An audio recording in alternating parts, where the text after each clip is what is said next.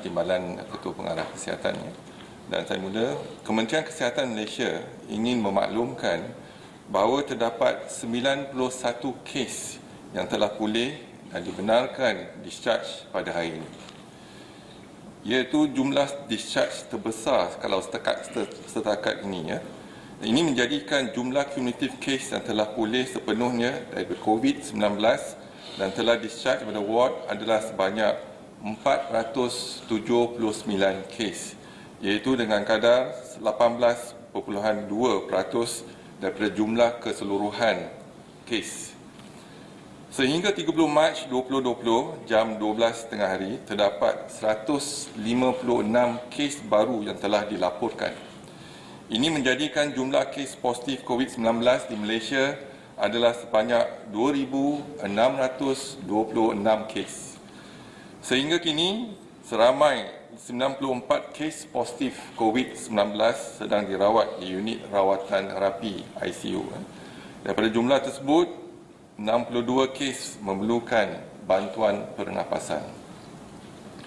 Daripada maklumat terkini yang dilaporkan ke CPRC Kebangsaan, duka cita dimaklumkan bahawa sehingga kini terdapat pertambahan 3 kes kematian berkaitan dengan COVID-19, termasuk 1 kes pelaporan yang disiarkan di laman Facebook Ketua Pengarah Kesihatan malam tadi. Justru jumlah kumulatif kes kematian COVID-19 di Malaysia adalah sebanyak 37 kes, iaitu 1.4% daripada jumlah keseluruhan kes. Kes kematian ke-35 iaitu kes 1952 merupakan perempuan warga negara Malaysia berumur 57 tahun dan mempunyai latar belakang penyakit kencing manis. Beliau mempunyai sejarah perjalanan ke negara Indonesia. Beliau telah dirawat di Hospital Sungai Buloh dan disahkan meninggal dunia pada 29 Mac jam 4 petang. Kes kematian ke-36 iaitu kes 1941 merupakan lelaki warga negara Malaysia berumur 47 tahun.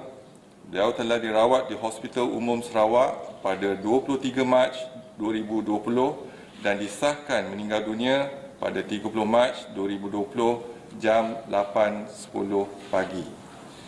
Kes kematian ke-37 iaitu kes 2471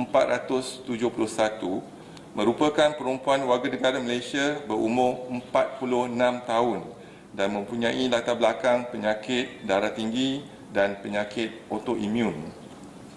Beliau telah dirawat di Hospital Miri Sarawak dan disahkan meninggal dunia pada 30 Mac 2020 jam 9.02 pagi.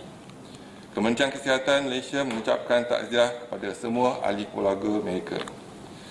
Pihak Kementerian Kesihatan Malaysia telah melaksanakan pelbagai langkah kesiapsiagaan perkhidmatan hospital dalam menangani wabak COVID-19.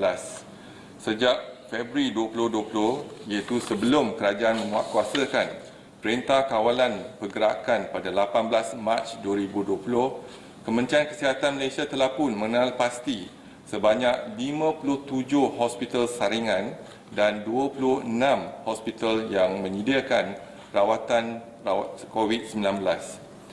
Pada ketika itu, jumlah kes positif COVID-19 adalah sebanyak 790 kes, berbanding dengan 2,626 kes pada hari ini. Kini dengan pelbagai usaha, terdapat peningkatan 70 hospital yang menyediakan perkhidmatan saringan COVID-19 di semua negeri berbanding dengan 57 sebelum ini. Hospital COVID-19 bertambah daripada 26 hospital ke 38 buah melalui kerjasama Angkatan Tentera Malaysia dan pihak Hospital Universiti, iaitu Pusat Perubatan Universiti Malaya. Tujuh daripada hospital tersebut merupakan hospital khusus untuk rawatan pesakit COVID-19. Sehubungan dengan itu, bilangan katil untuk rawatan COVID-19 telah bertambah kepada 3,994 katil dan Kementerian Kesihatan juga sedang merancang menambahkan bilangan katil menerusi pengenalpastian dan pengubahsuaian Institut Latihan Kementerian Kesihatan Malaysia untuk menjadikan pusat kuarantin dan rawatan dengan jumlah katil sebanyak 1,937 buah katil. Kapasiti Institut Latihan Kementerian Kesihatan Malaysia masih boleh dipertingkatkan jika perlu.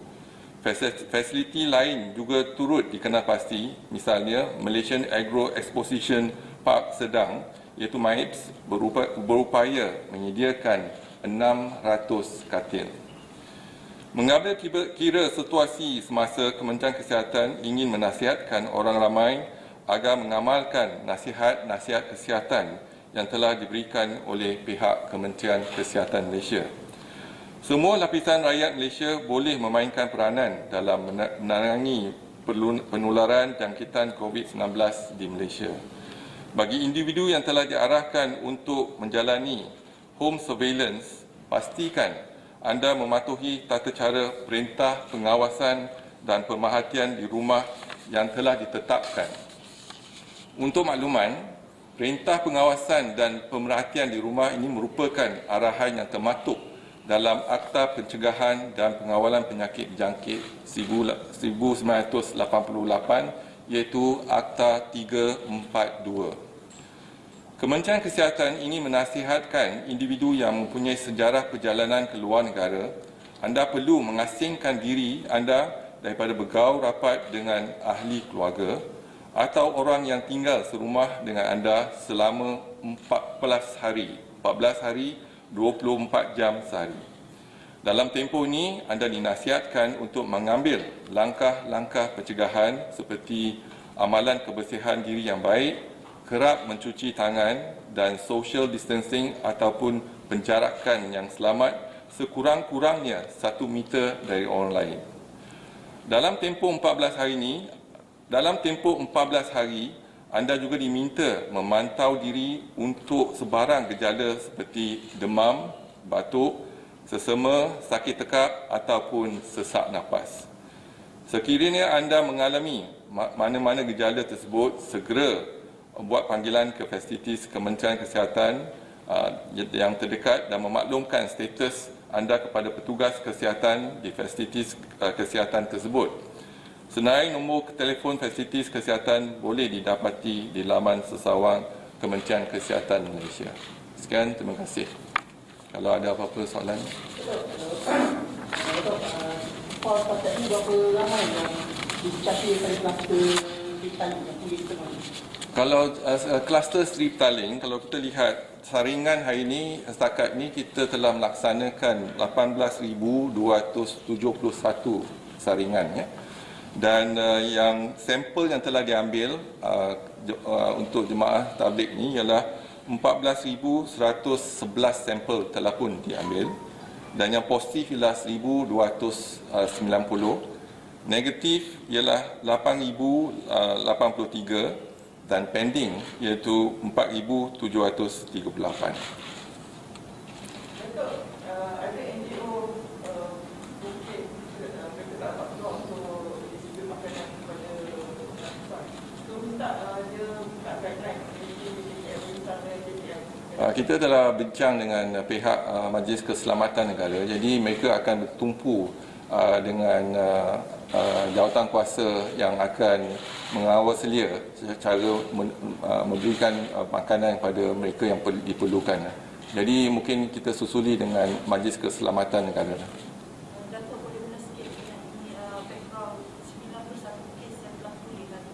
Bagaimana? Kalau kita tengok jumlah hari ini adalah jumlah yang terbesar sekali, 91 kes, menjadikan yang telah discharge dan pulih ialah 479. Jadi biasa dia kalau kita tengok tempoh amalan ataupun tempoh kawalan penyakit jangkit ni, kalau kita lihat ialah tempoh dia ialah 14 hari. Dan mereka ni mungkin dimasukkan ke ward dalam tempoh tersebut, dan apabila test ataupun ujian yang kita laksanakan 2 kali berturut-turut dalam tempoh lebih daripada 24 jam adalah negatif, barulah kita benarkan mereka balik. Adakah mereka ini terdiri daripada kluster tabligh? Ada yang terdiri pada kluster tabligh. Ada adik tak datang sakit dan muncul yang berbalik? Mereka masih dalam pemerhatian kita lah. So, now that we've almost ended phase 1 of MCO, Are you satisfied with the rate of cases and recoveries as well as number of deaths? Are we achieving the target or is it still a long way? We are observing very closely in terms of cases that we have, and also we compare to other countries. But we do not have the exponential spike yet. But perhaps if we can work together, looking over the last 2 weeks, the cases are still quite stable. And what we fear is that if you have a spike, exponential spike of maybe 900 cases or 1,000 cases, but we do not have that. Every day, perhaps we are getting around 150 to 200 cases, and that is because we are having active case detection. That means we continue to go to the community and identify the high-risk group, targeted approach, and then we test them. So there will be some cases that will be detected as positive. Our detection of positive almost about 8%. So every 100 people that we test, 8% will be positive. So this is why we are doing the active case detection. We detect them, we find them, we test them, and then we isolate and we treat them. So as long as we are within the range of about 150 to 200 cases, that we have not seen an exponential spike of the cases. Unlike other countries, we can see the exponential spike. But nonetheless, we are prepared for the worst. That's the reason why we have the beds ready, and we have all the temporary hospital, and even our Institute Latihan Kementerian Kesihatan, we also have 19,200 beds ready for that. So we are prepared for the worst, but we hope for the best. Do you think that this rate of the cases, in order to make it stable, need an extended MCO or not? Now, I think we have completed the 2 weeks, right? So another 2 weeks to go. So it's up to us and all of us actually. If all of us comes together as one, and then we practice and embrace that you stay at home, and we, Ministry of Health, we will continue our public health activities, active case detection, and increased testing and testing and testing, finding the targeted group. For example, we identified a few targeted groups, like for Jemaah Tabligh, for example, and Tafiz School, and a certain party, or even Rohingyas, and etc. So we have the identification of some of the groups. So we are targeting them, and basically targeting them to test them, so that if we can actually isolate them early, and then we can actually break the chain of COVID-19 transmission in this country. So the next 2 weeks is all up to you and me now. So if we can all have social discipline, if we have a social discipline, I'm sure we can actually flatten the curve. So now they are talking about flatten the curve. That is actually to avoid the exponential spike. So if not, the prediction from JP Morgan and Malaysian Institute of Economic Research is that in mid-April, we will have the surge. So our challenge is initially, because we fear that the second wave is all imported cases, Malaysian coming back from overseas, whether it's for a tour or students coming back. So that's the group that we are worried that they may bring back the COVID-19. So what we need to do now is focus on the imported cases. Then we have to enhance in terms of home surveillance. We have to make sure that the targeted group, for example, place them in our quarantine center. Although they are negative, we still have to place them for 14 days. Those positive we already identified, and we isolate them in our hospitals.